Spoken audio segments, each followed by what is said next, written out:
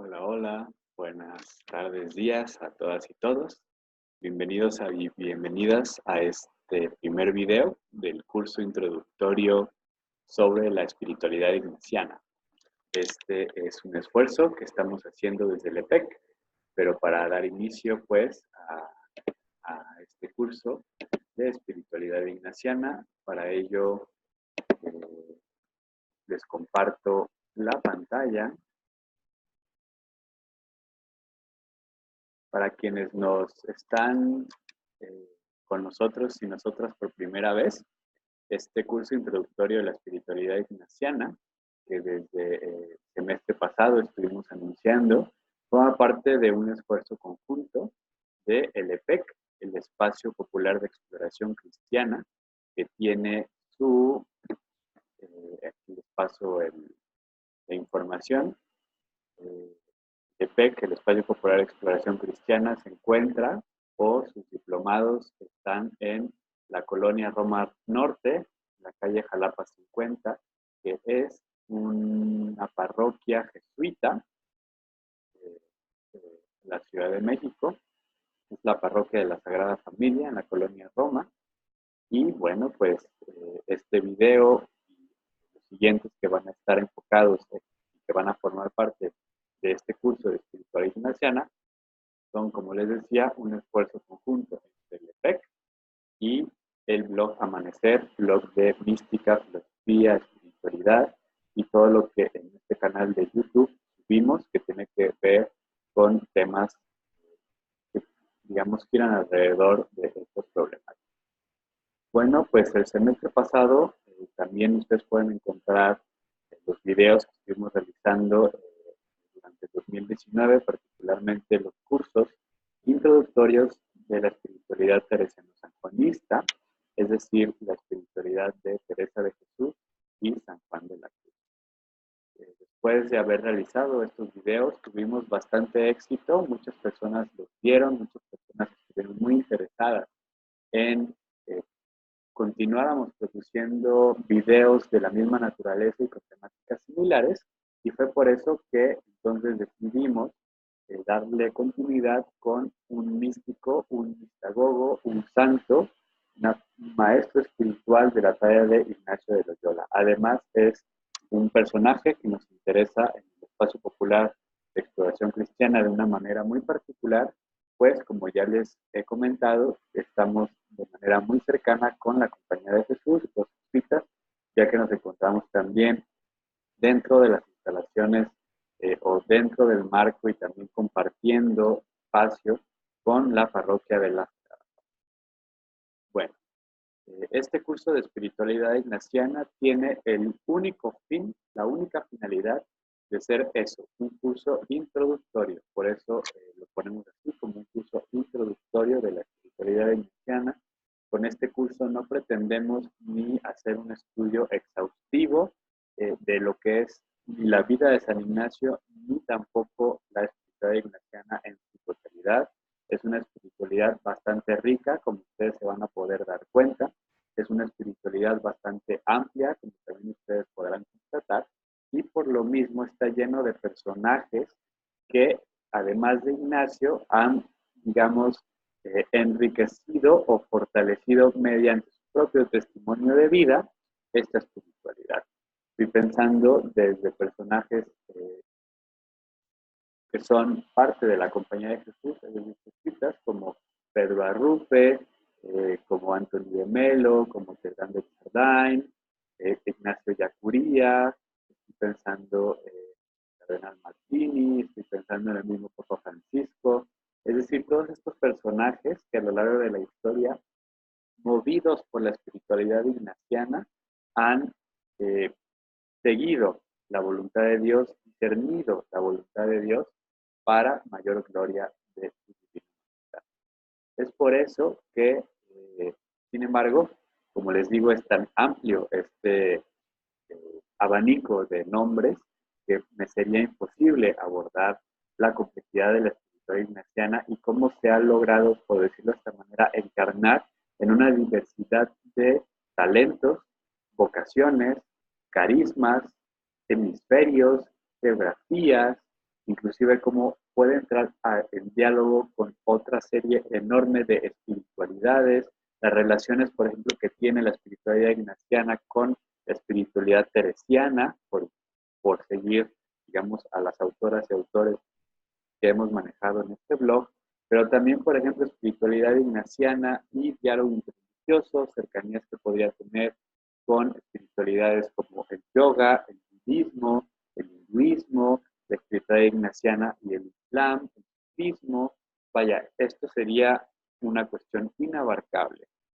Ahora, es por eso, recalco y subrayo, que por eso es un curso introductorio, para que ustedes saboreen, se sientan seducidas y seducidos para conocer más de la espiritualidad cristiana.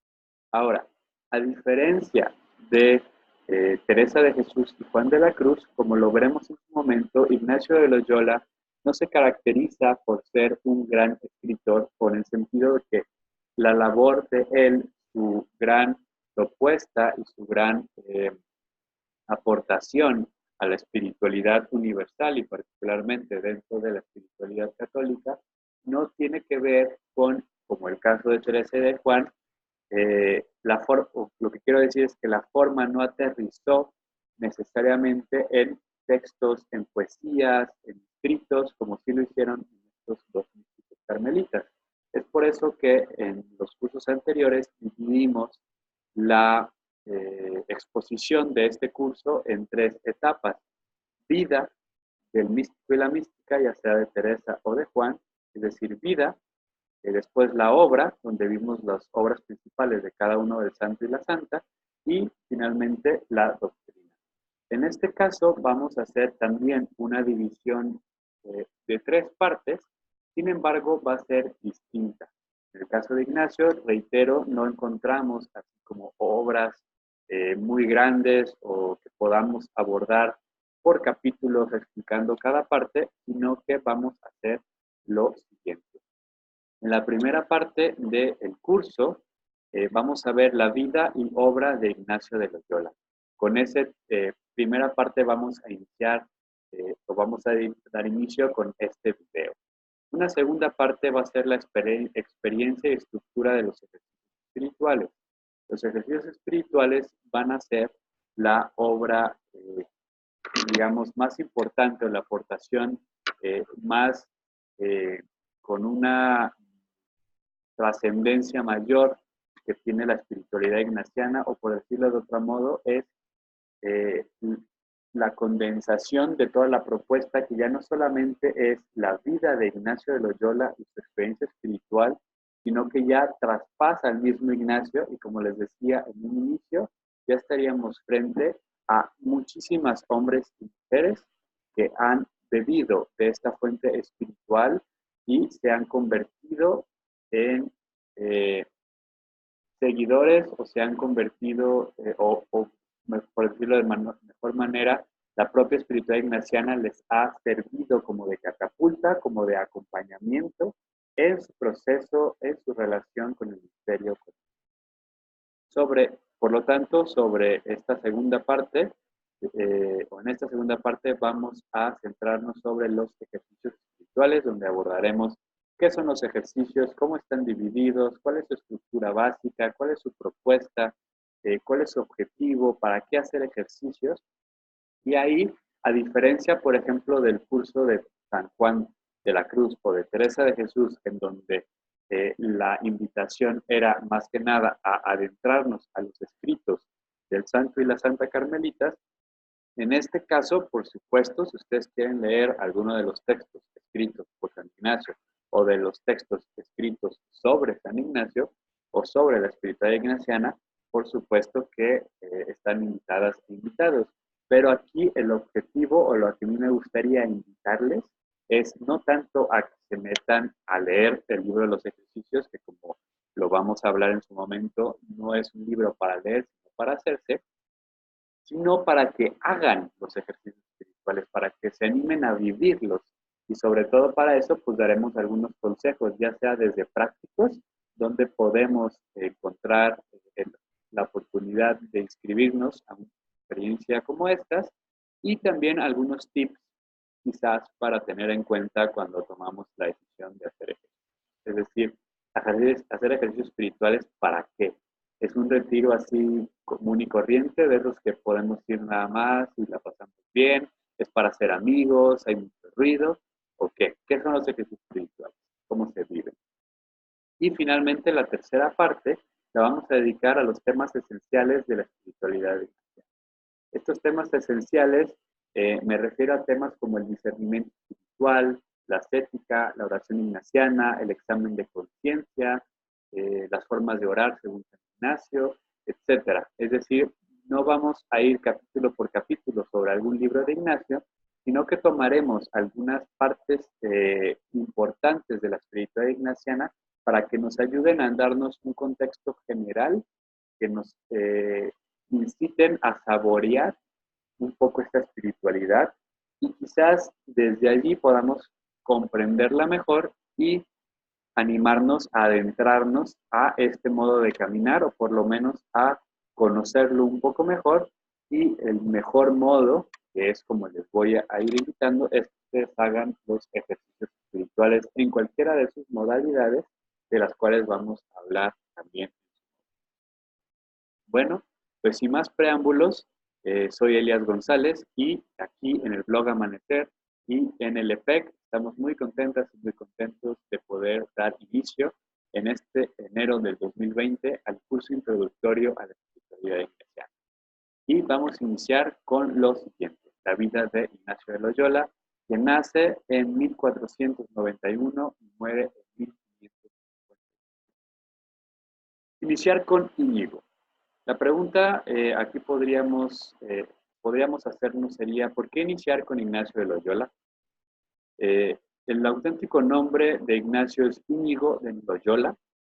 Va a nacer en Loyola en 1591, como les comentaba en un inicio, y no se va a llamar Ignacio o Ignatius, que es el nombre latino, hasta 1528, cuando está estudiando en París. A eso llegaremos en su momento.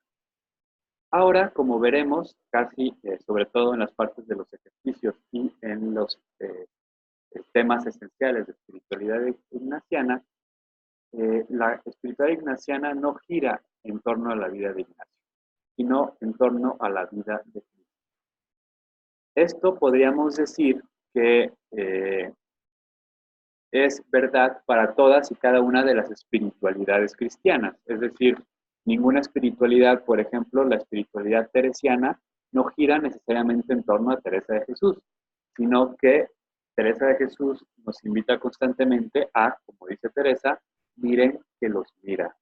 Mira, está centrado también, es una propuesta cristocéntrica. Lo mismo y sobre todo quizás Juan de la Cruz, quien no hace mención de su propia vida para nada y nos habla directamente de un pueblo espiritual cristocéntrico para llegar a acompañar a Jesús en la cruz y en la resurrección por lo tanto. Sin embargo, sí que hablamos de teresianistas o sanjuanistas. En el caso de Ignacio, por eso la Compañía de Jesús, la orden religiosa que él funda, se va a llamar la Compañía de Jesús, es decir, los jesuitas y no los ignacianos o los iñiguistas, en el sentido de que no son seguidores y seguidoras de Ignacio, sino que son seguidoras y seguidores de Jesús de Nazaret. Sin embargo, también es verdad que la espiritualidad ignaciana gira en torno a la experiencia espiritual y mistagógica del propio Ignacio. Es decir, Ignacio va a rescatar su propio proceso espiritual, va a plasmarla en los ejercicios espirituales, los cuales va a compartir con sus amigos, que posteriormente se convertirán en sus compañeros, harán votos juntos, como lo veremos, y fundarán años después la Compañía de Jesús. Por lo tanto, todas las personas que viven la espiritualidad ignaciana, de una u otra manera estamos conectadas y conectados con el histórico Ignacio de Loyola y su propio proceso espiritual, que aunque no lo seguimos a él, sino que seguimos a Cristo en él, también es cierto que Ignacio se convierte de una manera como el filtro o el puente que nos ayuda a seguir a Jesús desde esta perspectiva. Por eso es muy importante conocer la vida de Ignacio de Loyola, porque en ese sentido o por medio de esa manera vamos a poder entender mucho mejor los propios ejercicios espirituales, porque entonces vamos a tener la posibilidad de comparar o de tener presente el propio testimonio de Ignacio y tener ejemplos claros de a qué se refiere los ejercicios cuando nos habla del discernimiento, a qué se refiere cuando nos habla del buen y el mal espíritu, a qué se refiere con las dos banderas, porque Ignacio habla de las dos banderas, porque habla de tomar la meditación del rey eternal, por ejemplo, versus el rey terrenal.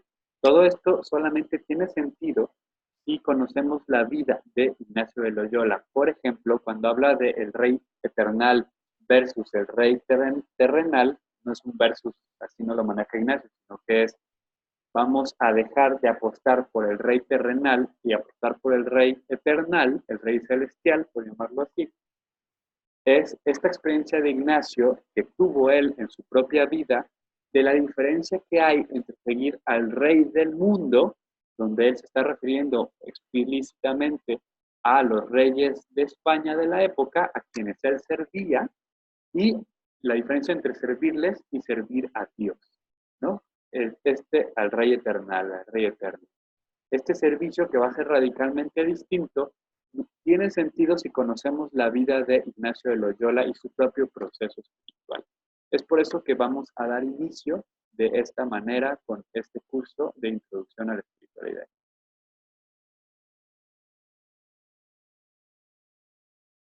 Igual que lo hicimos con Teresa de Jesús y con Juan de la Cruz, es importante contextualizar los tiempos de Ignacio de Loyola. Como les decíamos, Íñigo nace en 1491 en Loyola, en la parroquia de Aspetia. Nace en lo que se considera, o los historiadores consideran, la transición, el tránsito entre la Edad Media y la Edad Moderna en la península ibérica. En esta época, que ya en los videos anteriores del blog Amanecer, donde hablábamos de Teresa y de Juan, también su contexto histórico, ya se está fraguando un renacimiento español, una ilustración en esa geografía del mundo. Es tan solo, si ustedes pueden darse cuenta, un año antes de, por ejemplo, la caída de Granada, la caída de Constantinopla y la llegada de Colón al continente del Abya Yala o al continente americano. Es decir, 1492 que va a partir la historia, que va a ser un cambio radical en la forma de entender el mundo, donde la Edad Media, su horizonte de inteligibilidad va desquebrajándose, de pronto el mundo se amplía, hay continentes nuevos, culturas nuevas, mundos nuevos, lenguas, todo nuevo. Además, el catolicismo se consolida como única religión en la península ibérica y al mismo tiempo el Islam destruye el último baluarte del cristianismo oriental. Es en ese sentido que es importante para nosotros y nosotros conocer que Ignacio de Loyola está naciendo en esta transición de épocas y que por lo tanto no es gratuito o no es de manera simplemente de coincidencia que la espiritualidad ignaciana esté en los albores de la modernidad y por lo tanto de la espiritualidad moderna. Por eso a Ignacio, a Teresa y a Juan se les consideran en el catolicismo la contrarreforma, es decir, mientras en el norte de Europa un Lutero está dando esta transición desde los valores modernos como la relación directa de la persona con Dios, pero también esta posibilidad de vivir una espiritualidad más allá de la institucionalidad y por lo tanto más volcada a una dimensión personal y psicológica, lo mismo van a hacer Teresa, Juan e Ignacio, pero Ignacio años antes y de una manera bastante compleja, revolucionando no solamente la espiritualidad, también los modos concretos de sacerdocio de la época, por decirlo. Son los años en que Isabel de Castilla y Fernando de Aragón, los llamados reyes católicos, ustedes pueden ver en pantalla, van a consolidar no solamente el territorio español geopolíticamente, como les digo, con la toma de Granada, el último baluarte islámico de la región, sino que también van a unificar la península con, por ejemplo, la expulsión de los judíos o esta búsqueda de que sea el catolicismo la única y verdadera religión de España. Y otro, por ejemplo, proceso de homogeneización de la península va a ser la lengua, con Nebrija diciéndole a la reina Isabel que creando la gramática y creando las leyes gramaticales del castellano, que posteriormente sería el español, sería más gobernable su reino. Este es el contexto de San Ignacio de Loyola. Íñigo de Loyola fue el menor de 13 hijos del matrimonio entre Beltrán Yáñez de Oñaz y Loyola y Marina Sáez de Licona y Balda. Al morir la madre en 1507, María de Velasco, que va a ser la esposa o fue la esposa del contador mayor de Castilla, Juan Velázquez de Cuellar, ofrece al padre de Íñigo que uno de sus hijos fuera educado en la corte. Era la manera como ayudar. Además, en esta época, todas digamos, las familias nobles, San Ignacio, que nace en una familia acomodada, tampoco, sí era de la realeza, pero no era reinas, reyes, pero sí eran personas cercanas a la monarquía. En este tiempo, las familias, sus hijos, normalmente a los más pequeños eran enviados a la corte para servir de cortesanos y que ahí se formaran, porque ya los últimos podían ya los padres estar ancianos, podrían ya no tener mucho dinero y además ya no tenían, digamos, ya no iban a heredar nada. Los primeros hijos era como seguidito, como era el primogénito.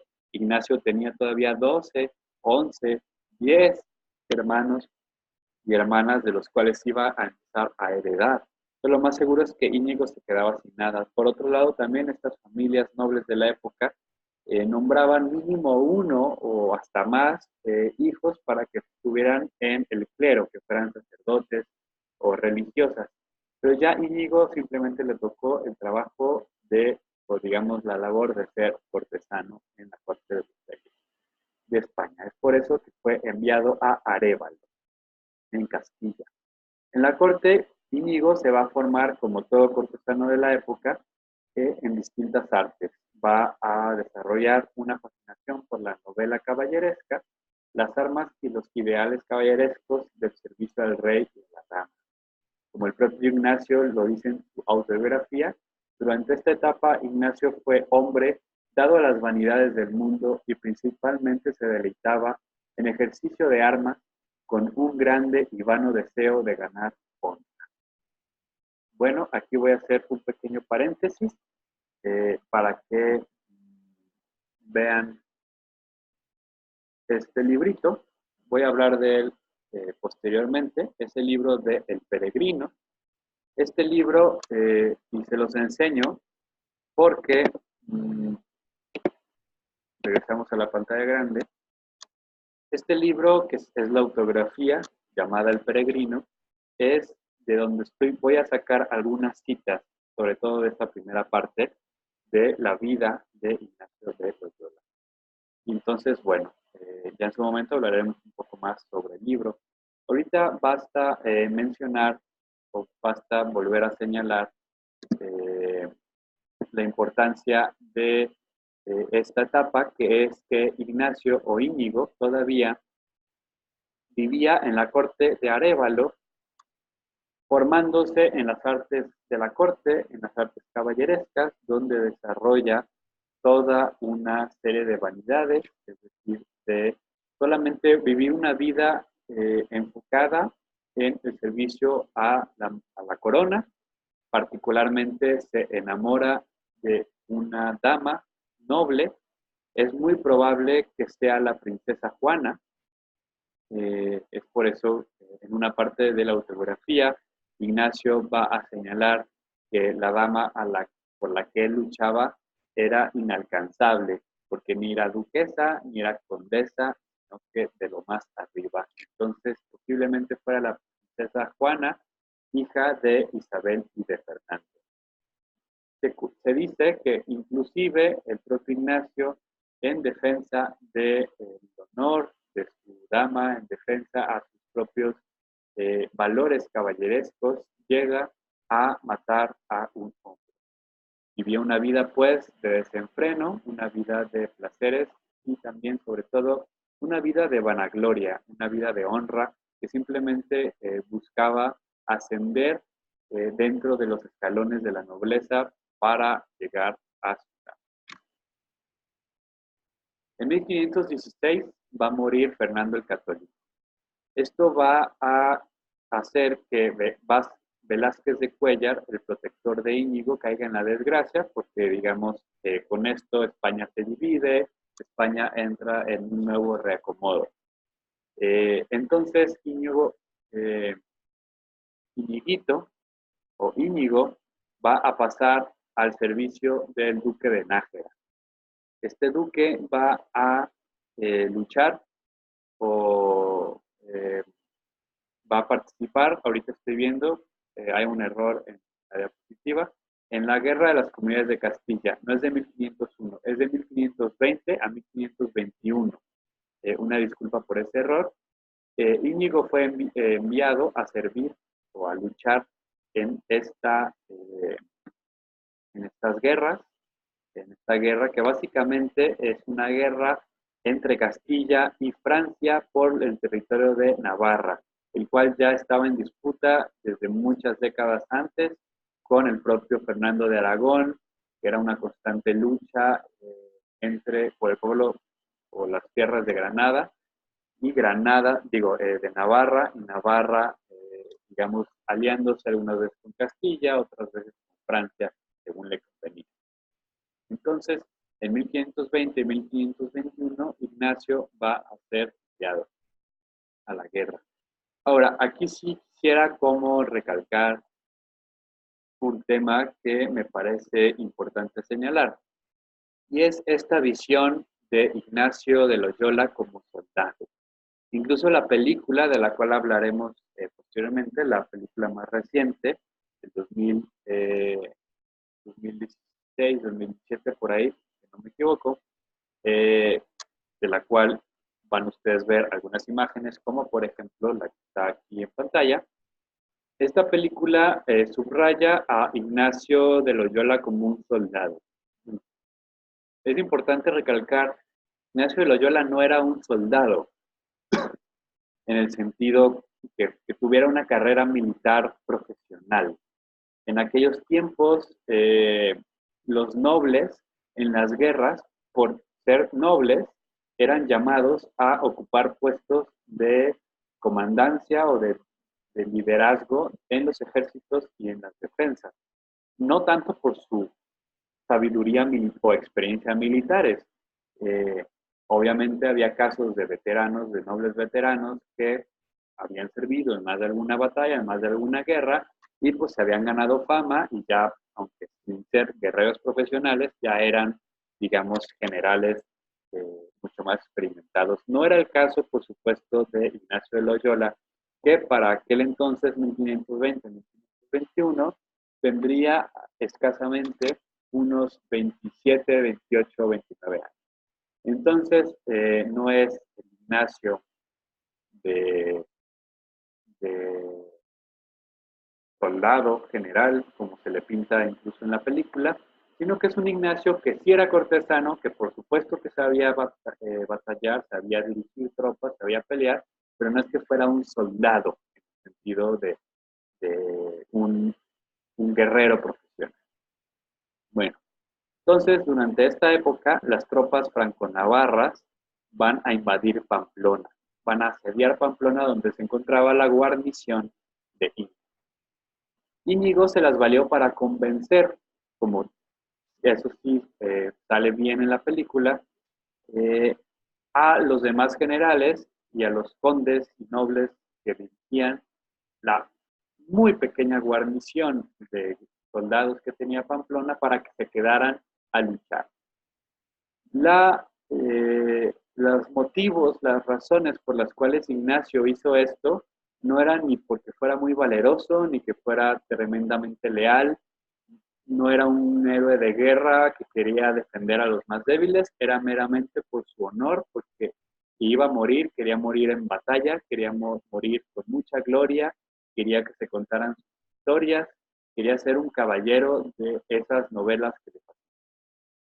Bueno, la tradición dice que el 20 de mayo de 1521, justo el lunes de Pentecostés, Íñigo va a recibir un golpe de bombarda en la pierna. No un golpe directo, eso le hubiera simplemente volado la pierna, sino que de rebote le pudo haber dado ya sea la misma bola o quizás, como aparece por ejemplo en la película, un pedazo de escombro que vuela con herido. Ignacio es trasladado a Loyola, donde va a pasar por una muy larga y muy dolorosa recuperación.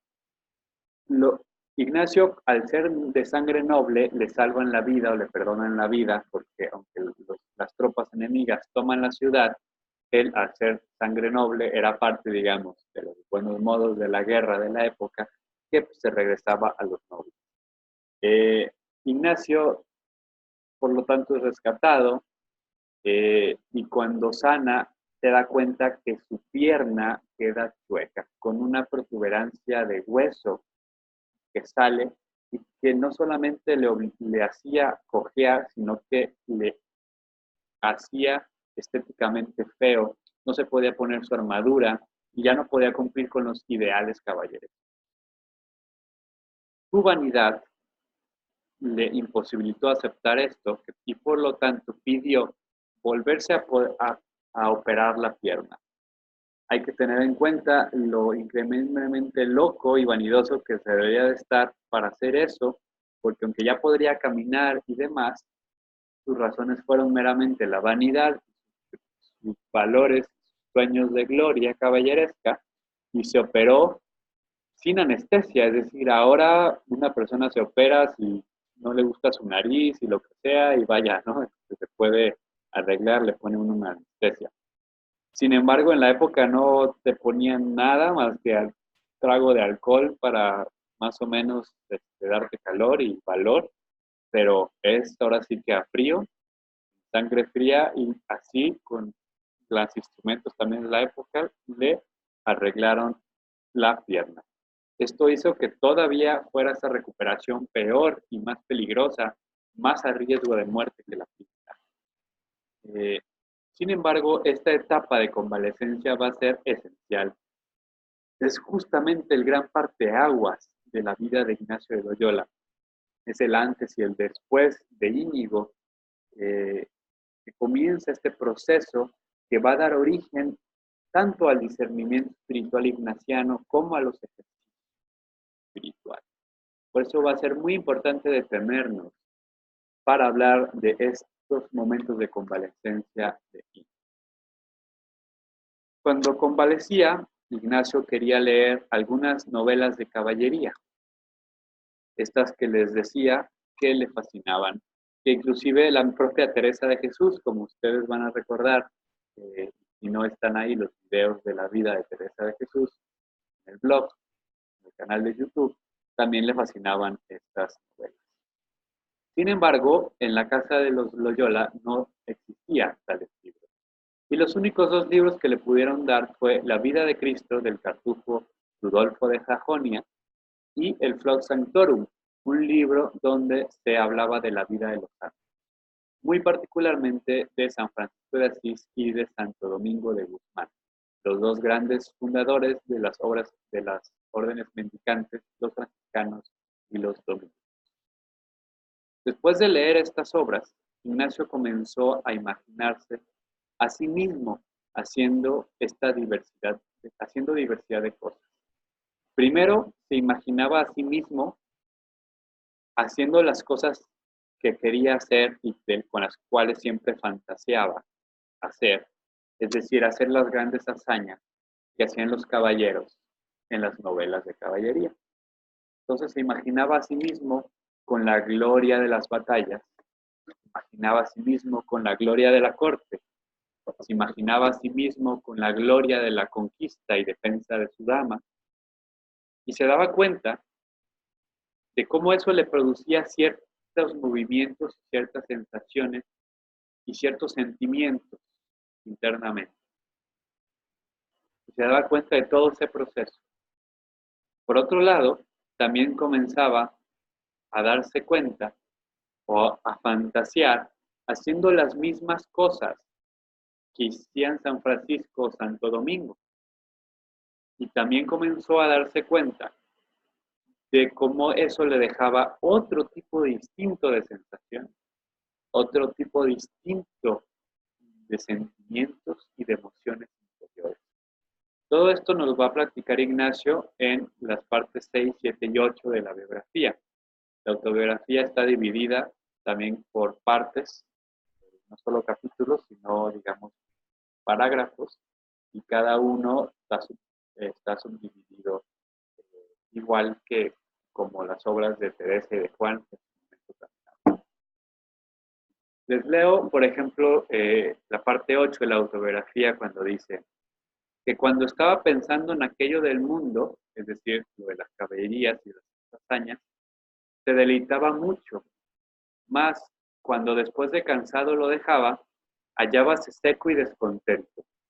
Y cuando en ir a Jerusalén descalzo, y en no comer sino hierbas, y en hacer todos los demás rigores que veía haber hecho los santos, no solamente se consolaba cuando estaba en tales pensamientos, sino más aún después de dejado, quedaba contento y alegre, mas no miraba en ello, ni se paraba a ponderar esta diferencia, hasta en tanto que una vez se le abrieron un poco los ojos y empezó a maravillarse de esta diversidad y a hacer reflexión sobre ella, cogiendo por experiencia que de unos pensamientos quedaba triste y de otros alegre, y poco a poco, viniendo ya a conocer la diversidad de los espíritus que se agitaban, el uno del demonio y el otro de Dios. Como les decía, proceso de convalecencia de Íñigo fue el germen tanto del discernimiento espiritual ignaciano como de los ejercicios espirituales.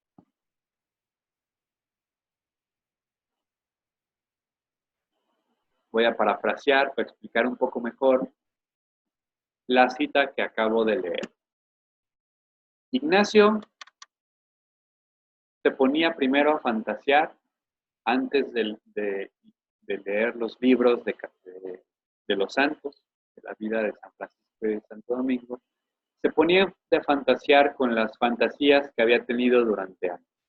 Es decir, como lo he comentado antes, servir al rey, batallar y ganar batallas, alcanzar la gloria también en la corte, la fama, la buena fortuna, conquistar a la dama, servirle, rescatarla, los ideales caballeros. Es aquí que Ignacio, en su convalecencia, acuérdense que no había internet en estos momentos, en su ociosidad, lo podríamos llamar así, comienza a darse cuenta que mientras se imaginaba a sí mismo haciendo estas cosas, tenía mucho ánimo y mucha felicidad y mucho gozo mientras duraba la imaginación. Mientras él se imaginaba y fantaseaba luchando y matando a los enemigos o teniendo mucha fama en la corte o estando con su princesa, tenía muchísimo consuelo. Sin embargo, dice Ignacio, que en el momento en que se terminaban estas fantasías, él se quedaba con mucho desánimo y desganado. Por muchas razones, quizás porque sabía, o él mismo nos lo dice, que muchas de estas cosas no eran posibles, no así en la condición en la que estaba.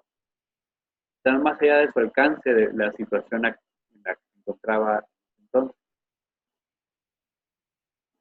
Entonces, lo que reinaba en su interior era desolación, palabra que va a ser fundamental en el propio discernimiento ignaciano, lo vamos a ver en su momento. Pero estas imaginaciones lo dejaban seco espiritualmente, internamente. Pero de pronto, cuando leía las obras de los santos, comenzó a imaginarse a sí mismo haciendo las mismas cosas que hizo San Francisco, estando con leprosos, estando con los más pobres, ayunando, sirviendo a los enfermos, abandonando y renunciando a todas sus riquezas. Pero también se imaginaba, por ejemplo, haciendo las cosas que hacía Santo Domingo, predicando, conociendo la palabra de Dios, adentrándose muy profundamente a la sabiduría de la Escritura. Y Ignacio se daba cuenta de que no solamente encontraba paz durante su imaginación, sino que encontraba paz y esa paz se mantenía incluso después, y muchas horas después de estar fantaseando con estas cosas. Entonces a esto Ignacio le empezó a llamar mucho la atención, y esto sería el germen, la génesis del discernimiento espiritual, porque ahí se daría cuenta que internamente pasaban cosas distintas y que tenía voces diferentes dentro de sí y que unas le invitaban a hacer unas cosas y otras le invitaban a hacer otras. Y que cuando se imaginaba haciendo lo que una voz les decía, encontraba gozo, pero luego se quedaba. Y si hacía lo que la otra voz le invitaba, encontraba gozo y además encontraba una paz que duraba, se mantenía allí. A partir de esto comenzó a tomar decisiones, ya escuchando sus voces interiores. Todavía no es el discernimiento ya maduro que encontramos en los ejercicios o al Ignacio en Manresa, como lo veremos en su momento.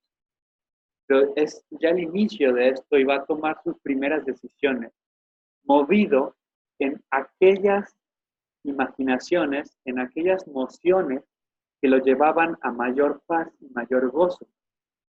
Es decir, empezó a cuestionarse radicalmente su forma de vida y sus valores y decidió abandonar su proyecto de vida que tenía que ver con la gloria, la fama, el poder, la riqueza.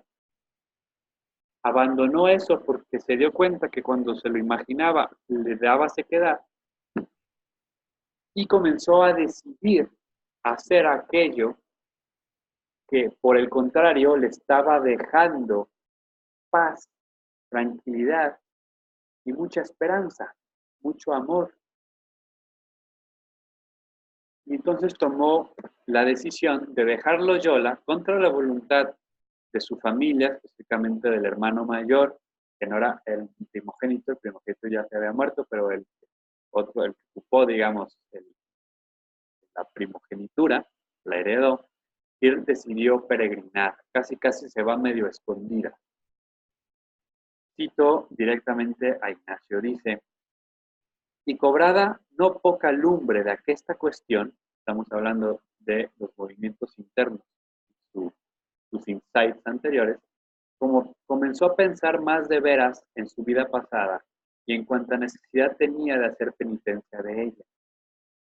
Es decir, de esta vida englobada en las vanidades, en la violencia, era un asesino, a final de cuentas, una persona que había matado, que había luchado.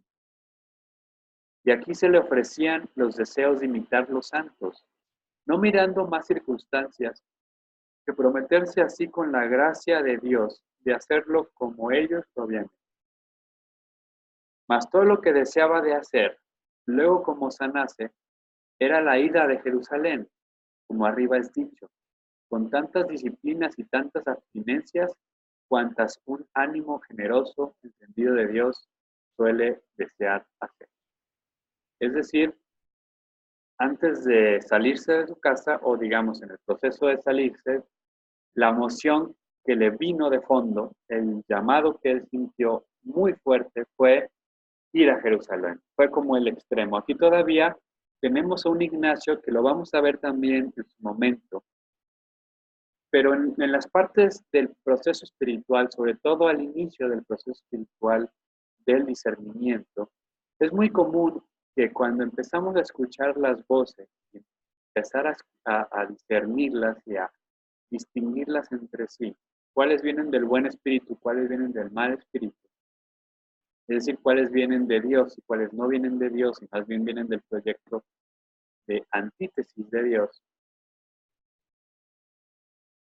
Hay, se levantan fervores, es decir, fervores desordenados, es la palabra que se utiliza en la espiritualidad ignaciana, uno de los términos que se utilizan en la espiritualidad ignaciana.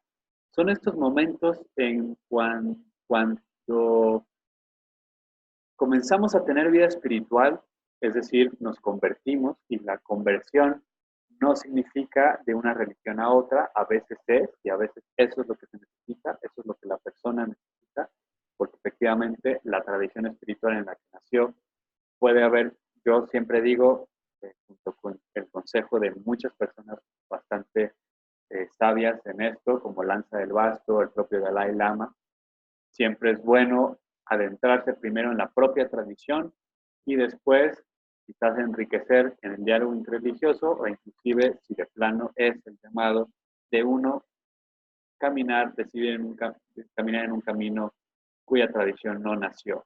Pero si no hacemos este discernimiento, quizás estaremos más bien dejándonos de llevar por la moda o por sentimientos de euforia espiritual, sentimientos bonitos. Y esto fue lo que le pasó a Ignacio.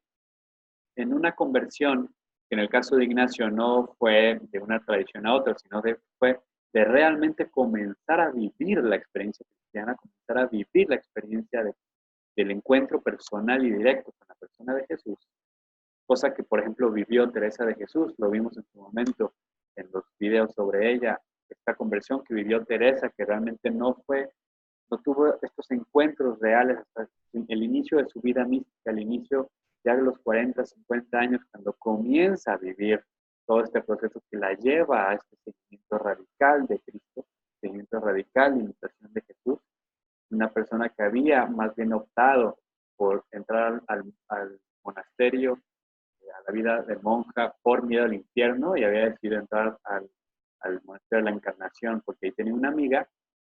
Es hasta después que tiene su conversión. Ignacio lo está teniendo en estos momentos de convalecencia, y como suele pasar en los procesos de conversión, tenemos, como les digo, fervores desordenados. Estas personas, y a todos nos ha pasado, que de pronto estamos comenzando a tener esta sazón y este sabor espiritual, de vida espiritual, y estamos entendiendo, nos está cayendo el 20 del tesoro invaluable que estamos encontrando, y de pronto queremos hacer cosas loquísimas por el reino, queremos hacer cosas loquísimas por la vida espiritual, personas que se quieren de pronto ir a misioneras y misioneros a África, que se quieren salir de sus carreras y hacerse religiosos y religiosas, o salirse de su vida, abandonar a la familia y vivir en la calle. Estas cosas que, que en sí mismas no es que sean ni buenas ni malas, sino que están motivadas desde un dinamismo que es desequilibrado, que no tiene ni pies ni cabeza, que no tiene sentido, que no tiene, pues sí, que contextualmente no tiene lógica, o sea, que no tiene nada que ver con la vida de la persona. Como el caso de Ignacio, que se fue a un extremo, que pasó de querer servir al rey y dar su vida por la corte y en la guerra y por su dama, a largarse a Jerusalén y vivir en los caminos mendigando y ayudando a las personas peregrinas. Eso fue, digamos, la invitación que sintió Ignacio desde un desorden, pero motivado por este enamoramiento que estaba. Es cuando, por ejemplo, cuando uno o una está enamorada o enamorada. Al inicio es, sí, yo contigo hasta el fin del mundo y para siempre, y lo que quieras, y nos vamos a vivir juntas, juntos, y nos vamos, y renuncio a todo por ti. Eso, además de estar enmarcado en una lógica de amor romántico bastante violento y perjudicial, porque implicaría también nociones de control y demás, pero tiene que ver con esta, digamos, fervor descontrolado y desequilibrado, desescalado, ¿no? Del amor, que cuando el amor se va asentando va tomando una verdadera dimensión.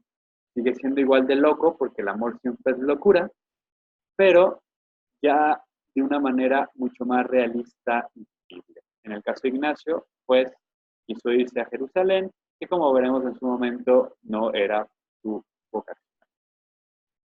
Inicia pues Íñigo una peregrinación que lo va a llevar hasta Barcelona, donde se queda varios meses en un monasterio de benedictinos y se va a Manresa, a Montserrat. En Montserrat, donde hay una virgen, es un santuario de María, Ignacio entrega sus armas. Aquí en la imagen en pantalla ustedes podrán ver una escena de la película donde Ignacio entrega su espada que por cierto sigue en custodia o sigue estando allí. Y bueno, pues fue en 1522 cuando Ignacio vive esta, digamos, entrega total de su armadura, de todo su arsenal.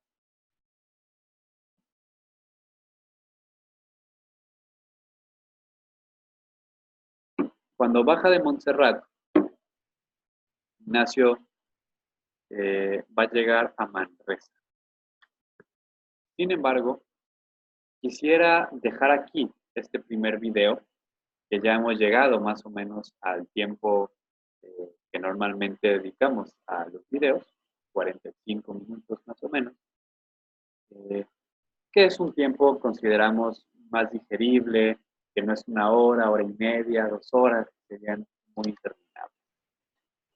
Para no dejar a medias el video sobre Manresa, prefiero iniciar el próximo video hablando sobre eso.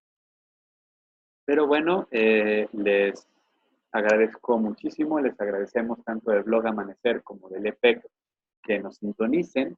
Les invitamos a que nos dejen sus preguntas y sus comentarios aquí en el video, que lo compartan si les gusta, que se suscriban al canal para que conozcan no solamente los materiales sobre el curso introductorio a la espiritualidad ignaciana que estamos llevando a cabo en este momento, sino que conozcan los otros cursos que ya hicimos, por ejemplo, el de Teresa de Jesús o el de San Juan de la Cruz, o los videos que subimos todos los domingos, o una serie de actividades que vienen este año bastante interesantes. Bueno, les agradezco muchísimo que nos sintonicen, estén con nosotras y nosotros. De nuevo, dejen sus comentarios, compartan nuestro video e suscríbanse al canal de YouTube. Y bendiciones y, como diría Ignacio de Loyola, a todos